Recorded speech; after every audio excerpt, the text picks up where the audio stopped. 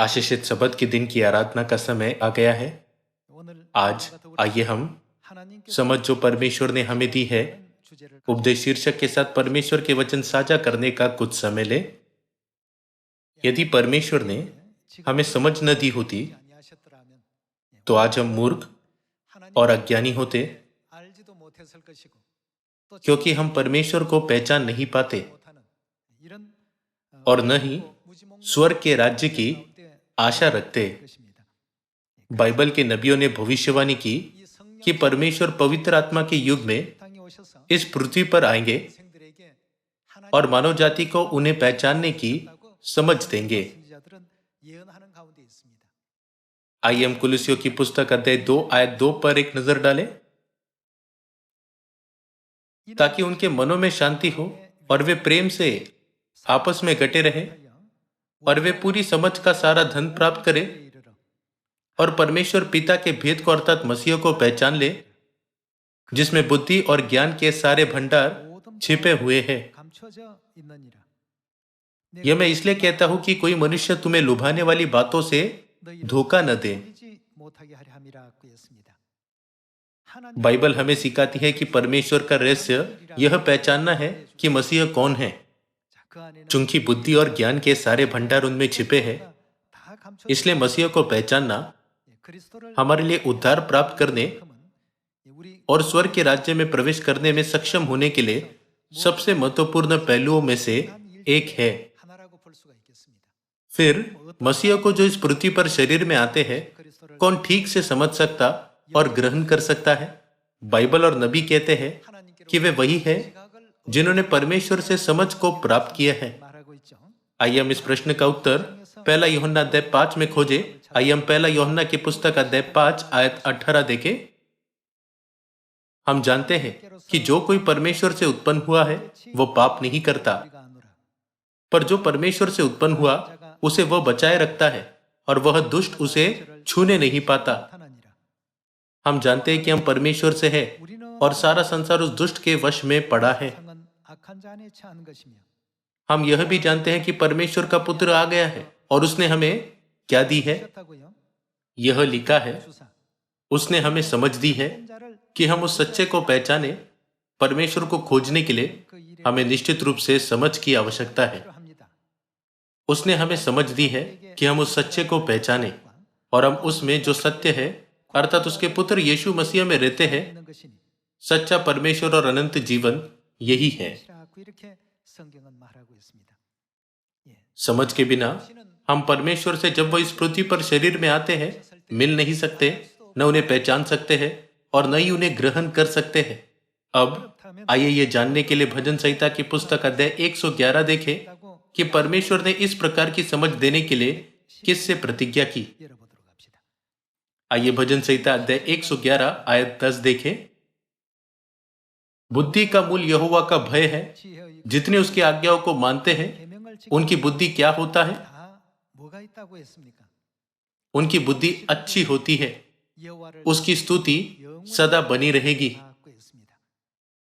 क्या इसलिए परमेश्वर ने हमारे लिए सभी बुद्धि और ज्ञान प्राप्त करने का द्वार नहीं खोला और हमें समझने के लिए मन नहीं दिया ताकि हम उनकी आज्ञाओं का पालन करने में सक्षम हो? इसलिए जिन्होंने परमेश्वर से समझ को प्राप्त किया है वे ही परमेश्वर की आज्ञाओं का पालन करते हैं। इसलिए आज हम परमेश्वर की आज्ञाओं का परिश्रम पूर्वक पालन करते हैं, न कि मनुष्य द्वारा बनाए गए नियमों का। प्रकाशित वाक्य अध्याय 14 में स्त्री की शेष संतानों के बारे में जिन्हें पृथ्वी पर से मोल लिया गया है भविष्यवाणी की गई है। ये वे हैं जो शैतान के विरुद्ध है और परमेश्वर की आज्ञाओं का पालन करके संपूर्ण रूप से परमेश्वर के पक्ष में खड़े हैं। दूसरे शब्दों में वे जो परमेश्वर की आज्ञाओं का पालन करते हैं उनमें जो एक बात समान है वह समझ है। समझदार लोगों को किसको जानने का अवसर मिलता है? वे परमेश्वर को जान सकते हैं। जो परमेश्वर की आज्ञाओं को मानते हैं उनके पास समझ है।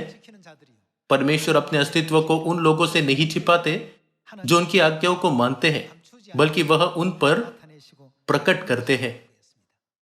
एक बार फिर हम इसका निश्चित उत्तर पहला यूहन्ना में पा सकते हैं। आइए पहला यूहन्ना अध्याय 2 खोले। पहला यूहन्ना अध्याय 2 आयत 3। यदि हम उसकी आज्ञाओं को मानेंगे तो इससे हम जान लेंगे कि हम उसे जान गए हैं। क्या भजन संहिता के लेखक और प्रेरित यूहन्ना दोनों ने एक ही बात की गवाही नहीं दी? बाइबल कहती है कि यदि 2 या 3 गवाहों की गवाही है तो उस गवाही को सच माना जाता है। आइए आयत 4 के साथ जारी रहे। जो कोई यह कहता है मैं उसे जान गया हूं और उसकी आज्ञाओं को नहीं मानता वह झूठा है और उसमें सत्य नहीं। पर जो कोई उसके वचन पर चले उसमें सचमुच परमेश्वर का प्रेम सिद्ध हुआ है। इसी से हम जानते हैं कि हम उसमें हैं। जो कोई यह कहता है कि मैं उसमें बना रहता हूं उसे चाहिए कि आप भी वैसा ही चले जैसा वह चलता था। जब हम बाइबल के इन वचनों को देखते हैं तो हम समझ सकते हैं कि वे सभी जो परमेश्वर की आज्ञा का पालन किए बिना उन्हें जानने का दावा करते हैं वे झूठे हैं। ऐसा इसलिए है क्योंकि परमेश्वर ने उन्हें कभी भी वह समझ नहीं दी जो उन्हें परमेश्वर को पहचानने में सक्षम बनाए। गलातियों की पुस्तक के अनुसार व्यवस्था हमें किस तक पहुंचाती है? यह हमें मसीह तक पहुंचाती अर्थात हमें परमेश्वर की ओर ले जाती है ना? हमें परमेश्वर की आज्ञाओं को जानना चाहिए।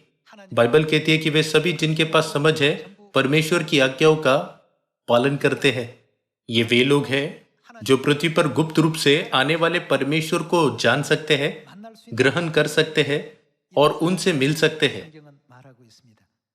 आज के वैश्विक गांव में जो मनुष्य द्वारा बनाए गए नियमों को मानते हैं और परमेश्वर की आज्ञाओं का पालन नहीं करते वे समुद्र की बालू के समान हैं। फिर क्या परमेश्वर उन पर प्रकट होंगे? वैसा नहीं करेंगे। वे जो परमेश्वर को जानने का दावा करते हैं लेकिन वह नहीं करते जिसकी परमेश्वर आज्ञा दी, उनके पास यह नहीं है। यह क्या है? उनके पास समझ नहीं है जिसे परमेश्वर ने हमें दिया। चूंकि उनके पास समझ नहीं है तो क्या वे परमेश्वर को जान सकते हैं? परमेश्वर के मूल्यवान वचनों में से उन्हें कितना भी दिया जाए और उन्हें 100% भी समझाया जाए वे वचनों पर विश्वास नहीं करते। आइए मत्ती अध्याय 15 आयत 7 देखें। हे कपटियों, यशायाह ने तुम्हारे विषय में यह भविष्यवाणी ठीक ही की है। ये लोग होठों से तो मेरा आदर करते पर उनका मन मुझसे दूर रहता है और ये व्यर्थ मेरी उपासना करते क्योंकि मनुष्य की विधियों को धर्म उपदेश करके सिखाते हैं। उनकी शिक्षाओं में मुख्य कारक परमेश्वर की आज्ञा नहीं लेकिन मनुष्य द्वारा बनाए गए नियम हैं। जो परमेश्वर की आज्ञाओं को मानते हैं उन लोगों को परमेश्वर समझ और एहसास देते हुए उनकी परमेश्वर को जानने में अगुवाई करते हैं ताकि वे परमेश्वर को ग्रहण कर सके। लेकिन जो लोग मनुष्य द्वारा बनाए नियमों पर आधारित शिक्षाओं के माध्यम से परमेश्वर को देखते हैं वे परमेश्वर को विधर्मी या एक पंथ के मुखिया के रूप में देखते हैं। इस तरह यह प्रकट है कि वे मसीह को पहचानने में असमर्थ होते हैं। यह मामला 2000 वर्ष पहले स्पष्ट रूप से दिखाया गया था। जो लोग परमेश्वर की आज्ञाओं को मानते हैं उनके पास समझ है जो उनका परमेश्वर को पहचानने में मार्गदर्शन करती है। चाहे परमेश्वर इस पृथ्वी पर एक नर या एक नारी के रूप में आए, परमेश्वर से मिलने और उन्हें पहचानने में सक्षम होने का सबसे महत्वपूर्ण कारक परमेश्वर की आज्ञाओं का पालन करना है। क्या आप सहमत नहीं?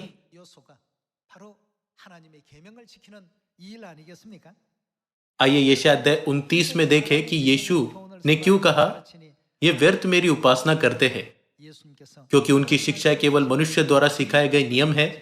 आइए इस मामले को यशायाह की पुस्तक अध्याय 29 आयत 11 में जाकर देखें। इसलिए सारे दर्शन तुम्हारे लिए, यह शब्द दर्शन बाइबल को संकेत करता है। इसलिए सारे दर्शन तुम्हारे लिए क्या है?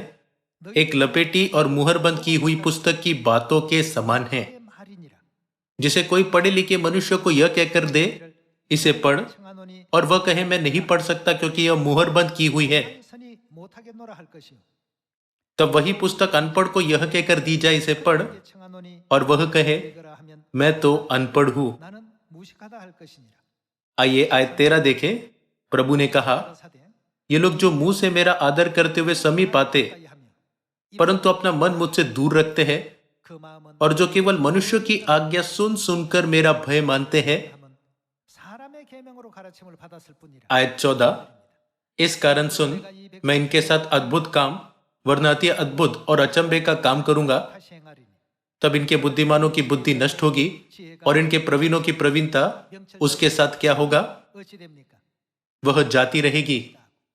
इसका अर्थ है कि ये लोग परमेश्वर को न जानने वाले बन जाते हैं।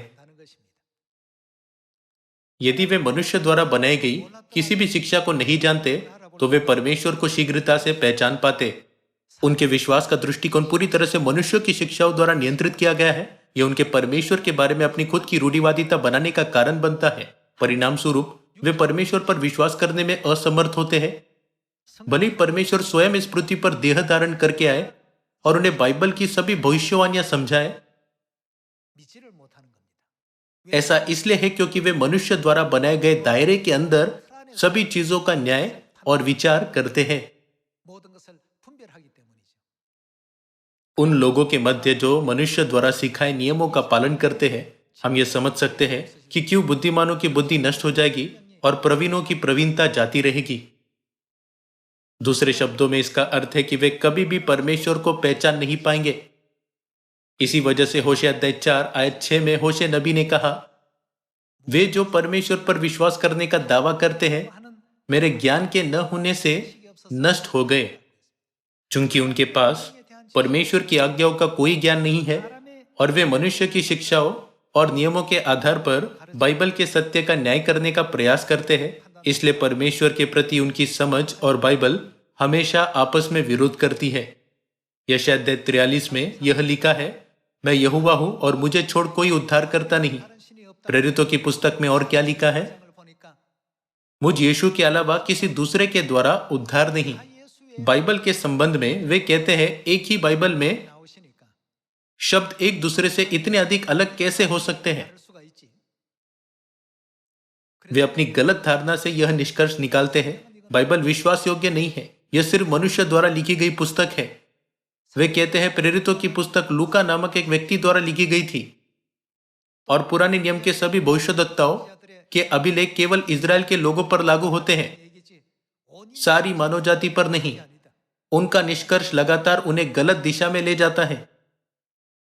ऐसा इसलिए है क्योंकि उन्हें त्रिएक के बारे में न तो कोई ज्ञान है और न ही सही समझ। हम क्या मनाते हैं? हम फसह मनाते हैं। फसह किसकी आज्ञा है? यह परमेश्वर की संपूर्ण आज्ञा है जिसके बारे में परमेश्वर ने हमसे कहा इसे प्रतिवर्ष माना करना। क्या सभी चर्च आज इस आज्ञा का पालन कर रहे हैं? नहीं, वे नहीं कर रहे। हमारे लिए यह एक बहुमूल्य दिन है, लेकिन संसार के अन्य चर्चों के लिए यह अर्थहीन दिन है। यह महत्वपूर्ण दिन जिसे परमेश्वर ने बाइबल में दर्ज किया था उनके लिए अर्थहीन माना जाता है।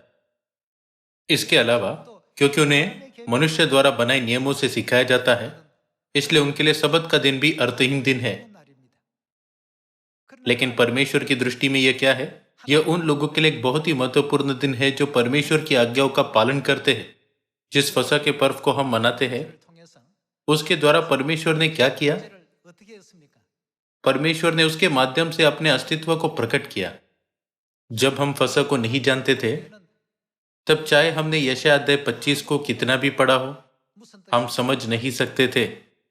और इब्रानियों अध्याय 5 में हमने मलकीसदेक के बारे में कितना भी पढ़ा हो, हम नहीं जानते थे कि यीशु मलकीसदेक की रीति पर क्यों आए।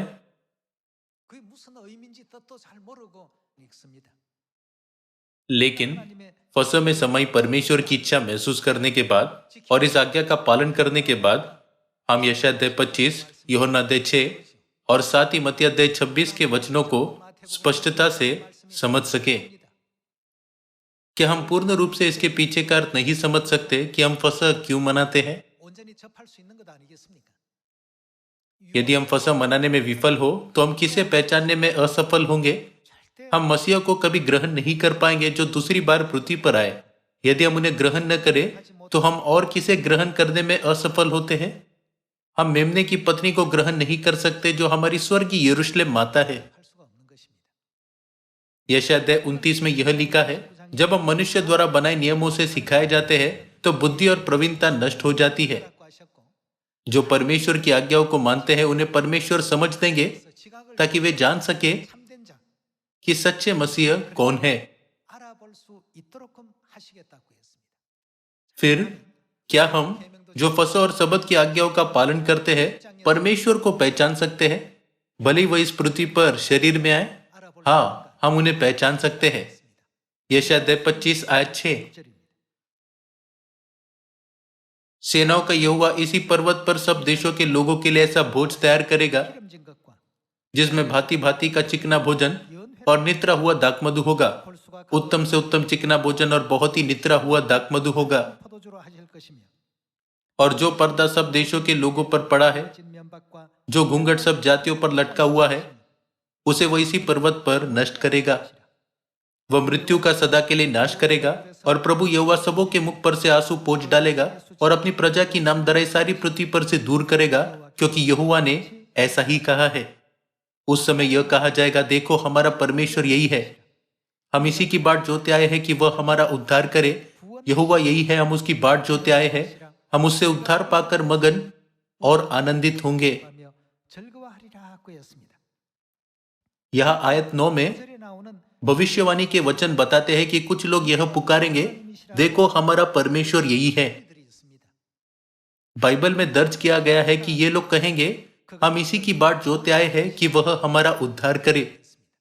यशायाह 25 की भविष्यवाणी में जब वे यह घोषणा करते हैं कि देखो हमारा परमेश्वर यही है, तब वे कौन से दृश्य को देखते हैं? इस भविष्यवाणी में पहले क्या बताया गया है?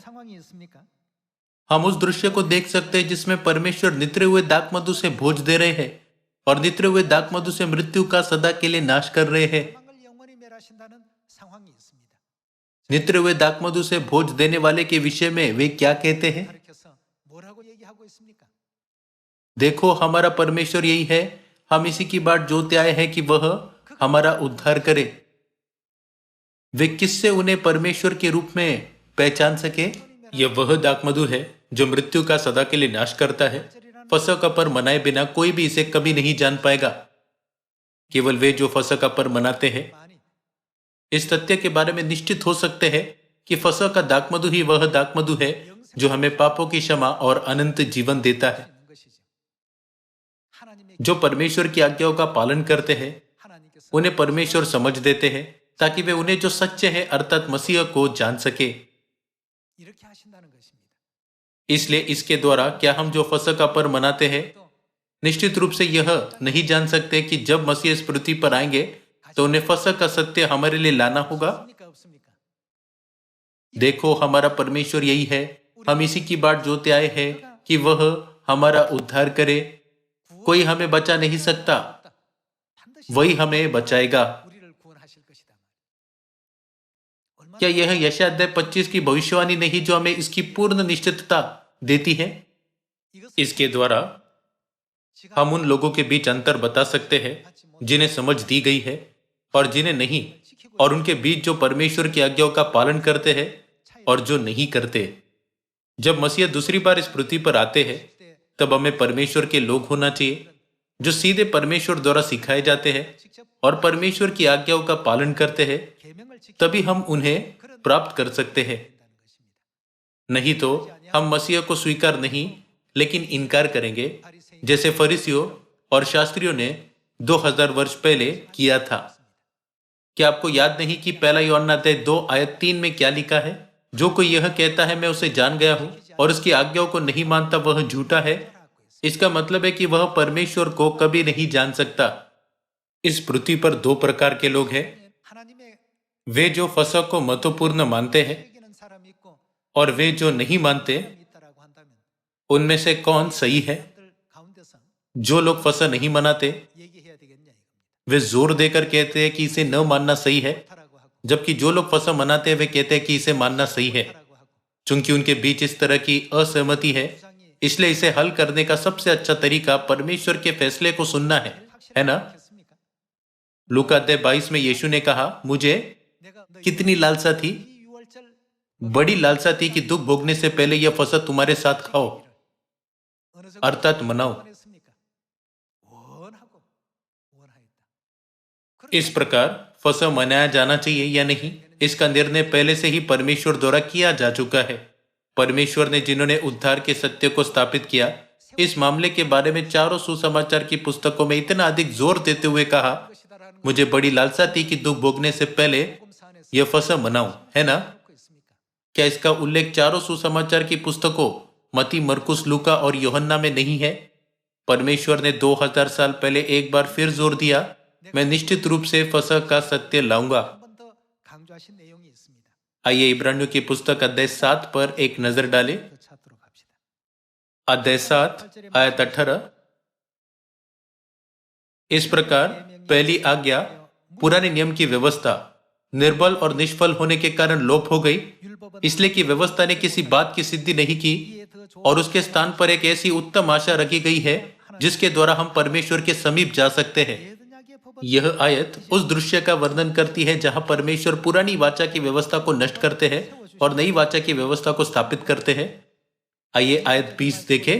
मसीह की नियुक्ति बिना शपथ नहीं हुई, क्योंकि वे तो बिना शपथ याजक ठहराए गए, पर यह शपथ के साथ उसकी ओर से नियुक्त किया गया, जिसने उसके विषय में कहा, प्रभु ने शपथ खाई और वह उससे फिर न पछताएगा कि तू युगानुयुग याजक है। आयत 22। इस प्रकार यीशु एक उत्तम वाचा का जामीन ठहरा। दूसरे शब्दों में वह नई वाचा का जामीन ठहरा। आयत 23। वे तो बहुत बड़ी संख्या में याजक बनते आए, इसका कारण यह था कि मृत्यु उन्हें रहने नहीं देती थी, पर यह युगानुयुग रहता है। इस कारण उसका क्या? उसका याजक पद अटल है। क्या अटल याजक पद का मतलब यह नहीं कि वह एक अपरिवर्तनीय और अनंत याजक पद है? कोरिया में राष्ट्रपति के लिए पद की अवधि 5 वर्ष होती है और कुछ कंपनियों में कुछ कार्यकारी पदों की अवधि केवल 2 वर्ष होती है। यीशु के याजक पद की सीमा के बारे में क्या? उनकी अवधि के बारे में बाइबल कहती है कि उनका याजक पद अटल है और इसे कभी भी समाप्त नहीं किया जा सकता है। इसका अर्थ क्या है कि इसे कभी समाप्त नहीं किया जा सकता? इसका अर्थ है कि यह अनंत है ना? इसलिए यीशु हमेशा अपनी याजक सेवकाई पूरा करते हैं और सारी मानव जाति को सिखाने के लिए और अपनी याजकीय सेवकाई को पूरा करने के लिए फिर से आते हैं।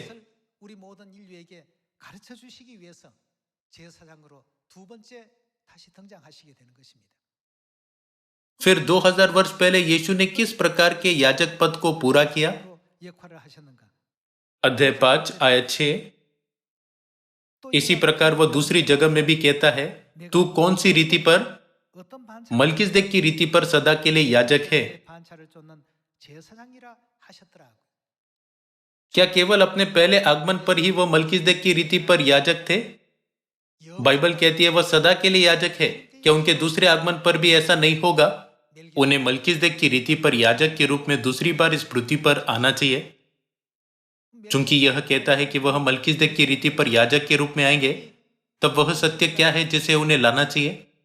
निश्चित ही वह फसह का पर्व है जिसे वह हमारे पास लाएंगे, क्योंकि उत्पत्ति की पुस्तक अध्याय 14 के अनुसार मलकीसेदेक का याजक पद दशमांश के साथ साथ रोटी और दाखमधु के द्वारा पूरा होता है। आयत 7।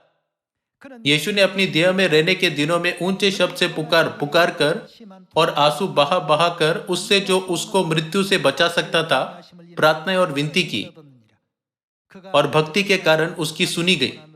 पुत्र होने पर भी उसने दुख उठा उठा कर आज्ञा माननी सीखी और सिद्ध बनकर अपने सब आज्ञा मानने वालों के लिए सदा काल के उद्धार का कारण हो गया, और उसे परमेश्वर की ओर से मलकीसेदेक की रीति पर महायाजक का पद मिला। फिर अपने पहले आगमन पर जिस याजक पद को उन्होंने पूरा किया, क्या वह उनके दूसरे आगमन पर बदल जाएगा? मलकीसेदेक का याजक पद एक ऐसा याजक पद है जिसे कभी भी किसी और को दिया नहीं जा सकता। तब निसंदेह वह कौन सा सत्य है जिसे परमेश्वर को इस पृथ्वी पर दूसरी बार आने पर अवश्य लाना चाहिए? जो नित्य दाखमधु को लाते और उस दाखमधु से जिसमें मृत्यु का सदा के लिए नाश करने की सामर्थ्य है भोज देते हैं, वह हमारे परमेश्वर है। दूसरे शब्दों में वह कौन है जो इस पृथ्वी पर बाइबल की भविष्यवाणियों के अनुसार नई वाचा के फसह का सत्य हमारे लिए लाता है? निश्चय वह हमारे परमेश्वर है। यह फसल हमारे लिए कौन लाया? किसने 1600 वर्षों से अधिक समय से मुहरबंद सत्य को प्रकट किया? हम वह है जो हमारे परमेश्वर की शिक्षाओं का पालन करते हैं। तब क्या आप सोच सकते हैं कि हमारा भविष्य कितना शानदार होगा? सच में इसके बारे में केवल एक पल के लिए सोचिए। मान लीजिए कि एक व्यक्ति बिना यह जाने कि उसके माता पिता कौन है कोरिया में रहता था। एक दिन सबसे अमीर करोड़पतियों में से एक ने अपने खोए हुए बच्चे को खोजने के लिए कोरिया का दौरा किया।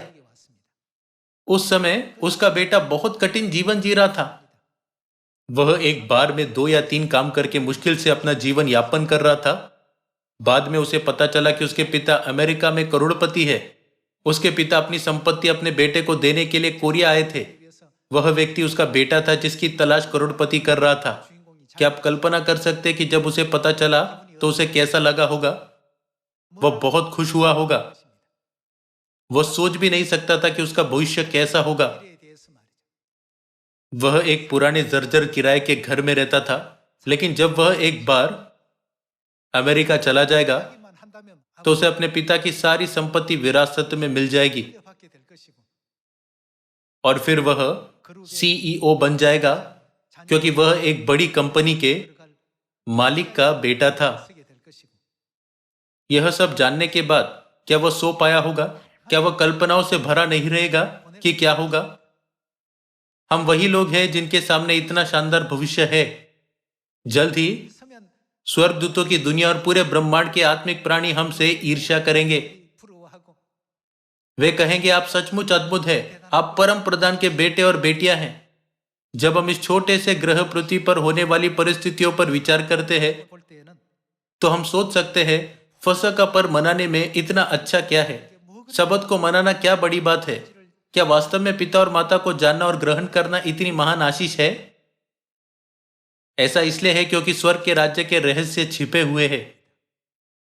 हालांकि क्या स्वर्ग के राज्य के रहस्यों का ज्ञान हमें तब से नहीं दिया गया जब से हम परमेश्वर की संतान हैं? फिर भी क्या होगा यदि हम बिना यह महसूस किए कि परमेश्वर की संतान होना कितना मूल्यवान है, उनकी संतान होने के अपने अधिकार को छोड़ दे? हमें यह मूर्खतापूर्ण और हृदय विदारक कार्य कभी नहीं करना चाहिए।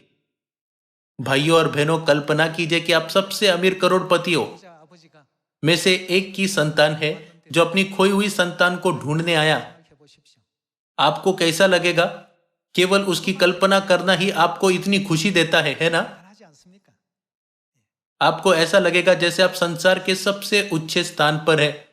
आप सोचेंगे, मेरा जीवन कैसे बदलेगा, मेरा भविष्य कैसा होगा?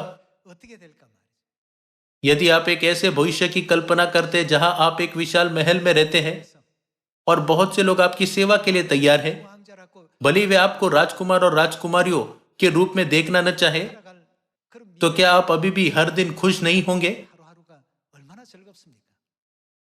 आपके जीवन का हर पल बहुत खुशी और आनंद से भरा होगा, है ना? कृपया परमेश्वर को जानने को तुच्छ न समझे। यह वास्तविक नहीं लग सकता है कि आप परमेश्वर की संतान बन गए हैं, क्योंकि आप अभी भी यह पृथ्वी पर है। कहानी के खोए हुए बच्चे के साथ भी ऐसा ही था। कोरिया में रहते हुए वो इसे महसूस नहीं कर सकता है। उसे पहले अमेरिका जाना है, तब उसके पिता समाचार पत्रकारों को एक साथ इकट्ठा करके संसार को यह घोषणा करेंगे, आखिरकार मैंने अपनी खोई हुई संतान को खोज लिया। हमारे साथ भी ऐसा ही है। जल्दी हमारे पास आत्मिक दुनिया में ऐसे महिमामय क्षण होंगे। इसलिए आइए हम इस पृथ्वी पर अस्थायी और क्षणिक वस्तुओं से चिपके न रहे। इसके बजाय आइए हम उस शानदार भविष्य की प्रतीक्षा करें जो परमेश्वर हमें देंगे। मुझे आशा है कि आप सभी सियोन की संतान बने जो हमारे अनंत घर स्वर्ग में प्रवेश करती है। इसी के साथ मैं आज का उपदेश समाप्त करना चाहूंगा।